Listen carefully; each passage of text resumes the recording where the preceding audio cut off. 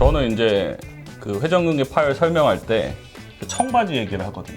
왜인데요? 무슨 청바지 말이죠? 10년 동안 같은 청바지를 입었는데 네. 그 무릎 앞쪽이 이렇게 펴지면서 구멍 났다. 또 그 구멍을 놔두다 보면 그게 또 커지고. 그렇죠. 그래서 이제 제가 무릎이 보이면 겨울에 시리고. 그죠? 그렇죠. 네.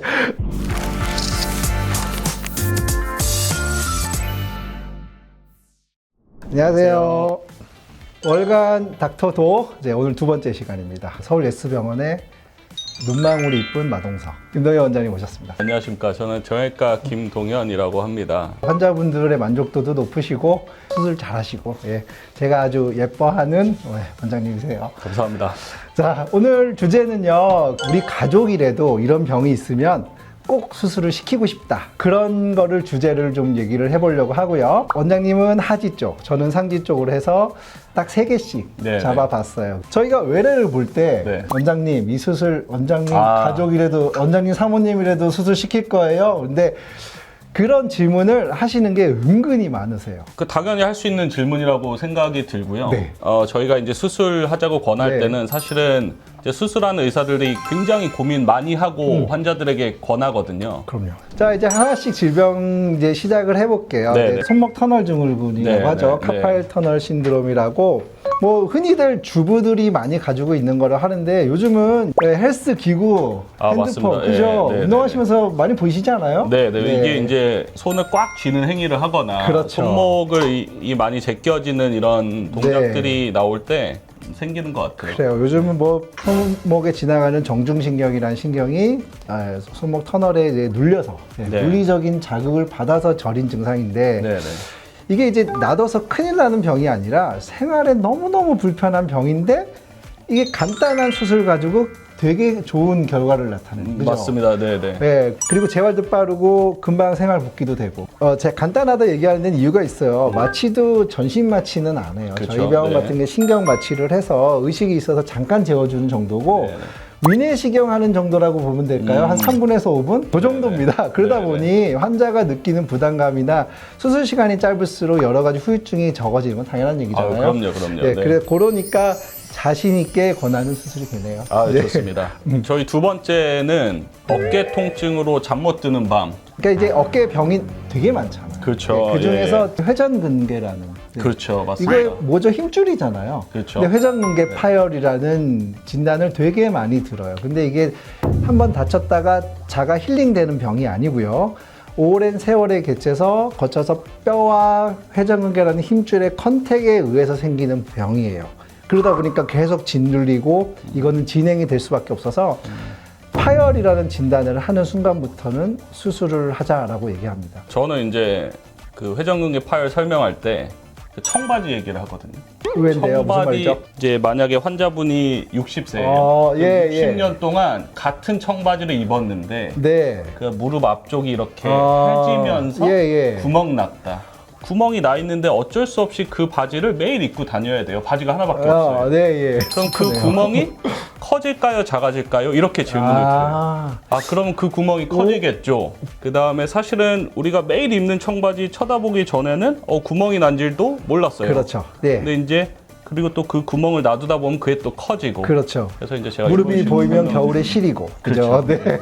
그래요. 어쨌든 그래서 결국엔 봉합을 하자는 거잖아요. 그렇죠. 봉합을 해야 됩니다. 봉합을 하지 않았을 때 이제 문제가 뭐냐면요. 그냥 단순한 통증으로 끝나지 않아요. 회전근개라는 힘줄이 하는 기능이 있기 때문에 얘네들이 통증만 있는 게 아니고 이제 어떤 자세가 안 나오거나 어떤 게 힘이 빠지거나 그러니까 내가 뭘 해야 되는 게 이제 능력이 떨어지는 게 생기고요. 그래서 회전근개는 저는 강하게 수술 얘기하는 거는 한번 손상된 회전근개는 자가 힐링이 절대 안 된다. 그렇기 때문에 꼭 뭐 청바지 얘기할게요. 기워줘야 된다. 이렇게 얘기를 할게요. 맞습니다.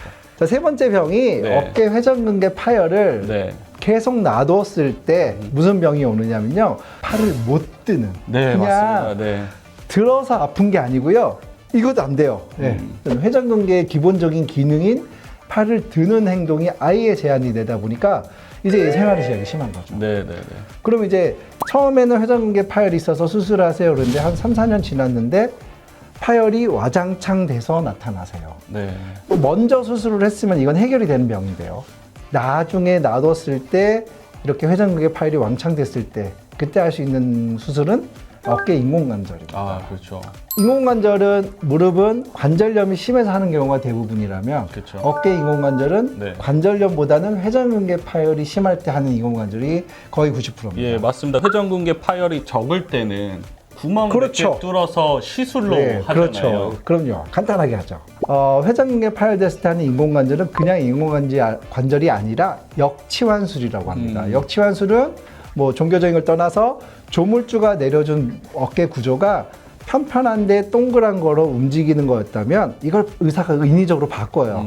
네, 한쪽 면은 편편하게 한쪽은 동그랗게 해서 어렵지 않은 힘으로 들 수 있게 만드는 네. 예, 이거를 역치환술이라고 하죠. 네. 뭐 저희가 그 대신 약간의 뭐 각도 제한 이런 건 있지만 결국에는 내가 안 아프고 팔 들고 사는 게 목적이 되는 거죠. 네, 네.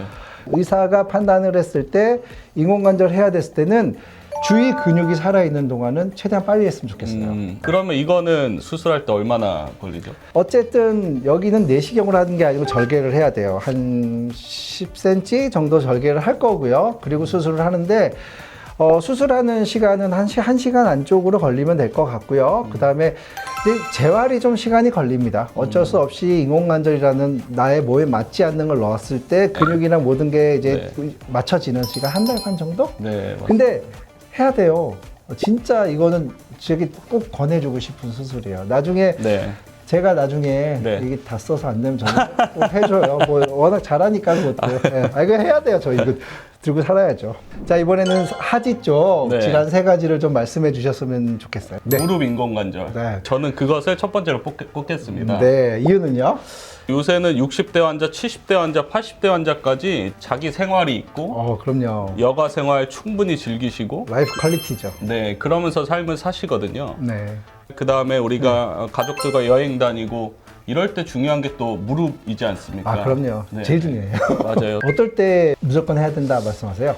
저는 이제 위에 뼈 무릎과 밑에 뼈 무릎이 닿았을 때 네. 무릎이 닿기 시작하면 이제 환자가 통증 느끼는 거는 좀 개개인마다 차이가 있지만 맞아요. 예. 그래도 이제 무릎이 많이 주저앉고 다리 모양도 조금 휘어지고 맞아요. 휘어져요. 네, 예. 그러면서 문제가 분명히 생깁니다. 주위 그래서 사람들이 먼저 너 왜 그렇게 걷니라는 게 네, 얘기가 맞습니다. 나오잖아요. 네. 그 두 번째는 이제 네. 스포츠 손상. 환자들도 전방 십자인대가 파열됐습니다라고 말씀드리면 당연히 수술해야 된다고 생각을 합니다. 제가 이제 무릎의 불안정성에 대해서 얘기를 합니다. 사실은 십자인대가 끊어져 있는 채로 걸어 다닐 수도 있거든요. 맞아요. 축구하는 사람도 있더라고요. 네네, 그럼요. 근데 그러면 뭐가 문제가 될까? 십자인대뿐만 아니라 네. 다른 반월상 연골판이나 뭐 후방 십자인대까지 이제 다시 다치는 경우가 있고 꼭 그렇게 과격한 운동을 안 하더라도 그냥 일상생활만 하더라도 십자인대가 파열됐을 때는 무릎의 불안정성이 너무 커집니다. 그러니까 무릎이 너무 많이 그쵸? 흔들려요. 네, 맞아요. 그럼 무릎이 너무 많이 흔들리면 어떻게 되냐? 무릎 뼈를 감싸는 연골이 빨리 닳겠죠. 젊은 나이 때는 괜찮을 수 있습니다. 그러나 네. 이제 추후에 50대, 60대, 70대 때 이제 퇴행성 관절염으로 이제 그렇죠. 아파지고 무릎이 아프면 내가 그렇죠. 이걸 아프니까 맞아요. 고관절, 발목 관절을 보상해서 어떻게 하려고 하다 보니까 네네. 고관절 허리 아프다, 발목 아프다 하는데 결국에는 그런 거 잘 찾다 보면 무릎인 거 많이 그런 경우가 보셨잖아요. 있죠. 그죠? 네, 네. 예. 그리고 정형외과 의사 입장으로 자기가 잘하니까 더 확실히 권하시는 거예요. 그거 당연하죠. 근데 워낙 잘하세요. 그러니까 권하는 거죠. 홈쇼핑. 감사합니다. 이제 세 번째는 우리가 그 운동하다가 무릎도 많이 다치지만 네. 쉽게 꺾이거나 접질릴 수 있는 게 발목이거든요. 그렇죠. 이래요. 예. 이 손상은 젊은 환자들이 훨씬 많아요. 그럼요. 네네. 네. 젊은 환자들이 농구나 축구할 때 이럴 때 접질리는데 굉장히 부어 있고 만졌을 때 정거비인대 쪽에 손상이 있을 것 같으면 이제 MRI 적극 권유해서 검사하게 하고 네. 정거비 인대의 파열 여부를 저는 확인합니다. 사실은 부분 파열이 있을 때는 저는 조금 지켜봐도 된다고 합니다. 예. 적극적으로 수술 권하지 않지만 정거비인대 완전 파열이 됐을 때는 네. 저는 이거는 수술 필요합니다라고 설명드립니다. 얘가 저절로 가서 붙지는 않거든요. 걔네들은 완전 뭐 파열일 때는. 이게 붙어도 그 힘이 안 나와요. 힘이 안 나죠. 네, 그럼요. 예. 그래서 이제 발목이 이제 흔들리게 되고, 발목이 흔들리면 역시나 발목 관절이 좀 빨리 마모되고. 그래요. 그런 현상이 일어납니다. 요즘 러닝 많이 하시잖아요. 네네, 그거 러닝 러닝 같은 거 할 때 그 발목 인대가 아주 중요하겠네요. 러닝할 때 굉장히 중요하죠. 그쵸. 네. 요새는 또 이제 러닝화가 네. 이제 이렇게 좀 두툼하게 쿠션이 네. 그래서 이렇게 어떻게 보면 일반 운동화보다 높이가 높거든요. 그래요? 네네. 그러면 이제 좋은 점은 이제 쿠션이 네. 굉장히 좋은데 문제가 발목이 이렇게 많이 더 쉽게 흔들릴 돌아가는 거. 흔들릴 수 네. 있습니다. 그래서 실제로 이제 제 환자들 중에 이제 러닝화 신다가 이렇게 접질리면서 넘어져 또는 러닝을 오래 했는데 발목이 많이 아파요. 이런 경우들이 이제 좀 어떻게 보면 만성 불안전증 그렇죠. 환자일 수 있을 것 같아요. 급성 아니라도 그때는 수술을 권하셔야죠, 그렇죠? 그때는 이제 네. MRI 권유 드리고 이제 정거비 인대에 완전 파열이 있을 때는 제가 수술 권하고 있습니다. 네. 발목 인대를 수술했을 때 재활은 어떻게 되나요? 생각보다 그렇게 불편하거나 이제 오래 걸리지 않습니다. 네. 그래서 보통 이제 급성 환자들, 만성 환자들 동일하게 첫 2주는 일단은 못 뛰게 합니다. 첫 2주만. 2주요. 네. 2주 후에는 목발 써서 이제 부분 체중 부하. 10대 후반, 20대 초반, 네. 20대 후반까지 환자들은 한 달 이후에는 좀 많이 좋아집니다. 30대, 40대 환자들은 네. 한 달 반 정도 네. 조금 더 걸리는 경우가 난 있습니다. 2달. 원장님 그러면 저희가 오늘 주제가 네. 가족에게 권할 수 있는 수술이잖아요. 네. 가족이나 지인분한테 그럼요. 했던 수술이 그럼요. 이제 어떤 게 있나요? 제가 말씀드린 건 일단 다 있어요. 네, 근데 네, 이제 저희 이모님 같은 경우에도 손목 수술, 네, 네. 손목 터널 수술을 하셨고요. 네, 네. 회전근개 파열인데 저희 친구 아버님, 네, 다 했어요. 근데 네. 워낙 결과가 좋으셔서 네, 이것들은 뭐 지금도 이제 고맙다라는 네, 얘기를 자주 네. 하셔서 네. 보람이 있죠. 네. 인공관절은 사실은 제 친할머니를 제가 저희 병원에서 예, 수술했습니다. 맞아요. 네, 네. 예. 그래서 그래요. 사실은 저희 네, 친할머니가 그때 84세 연세가 이렇게, 있으셨어요? 네, 고령의 예. 연세여서 제가 고민을 굉장히 많이 했던 경험이 있습니다. 네. 지금 어떠세요? 지금 잘 지내고 계십니다. 네, 몇 년 되셨죠?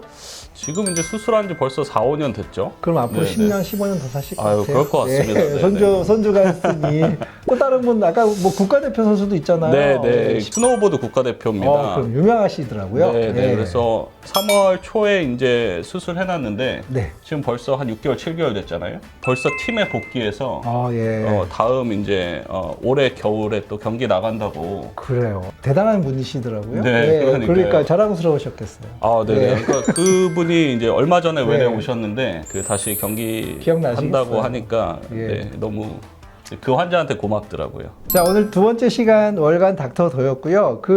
제가 오늘은 게스트로 김동현 원장님 모셨어요. 제가 환자면 이렇게 진지하게 설명 잘해 주시고 이렇게 맑은 눈을 보고 있으면 내 몸을 맡겨도 될 것 같은 느낌이 들고 제가 감사합니다. 옆에서 많이 보지만 환자분들이 되게 좋아하세요.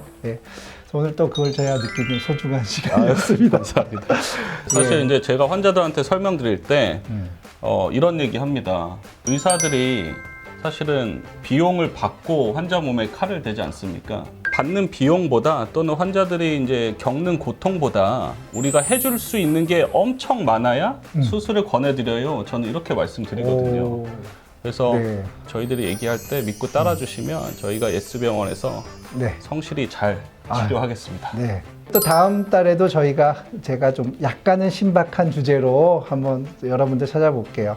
월간 닥터였습니다. 감사합니다. 감사합니다.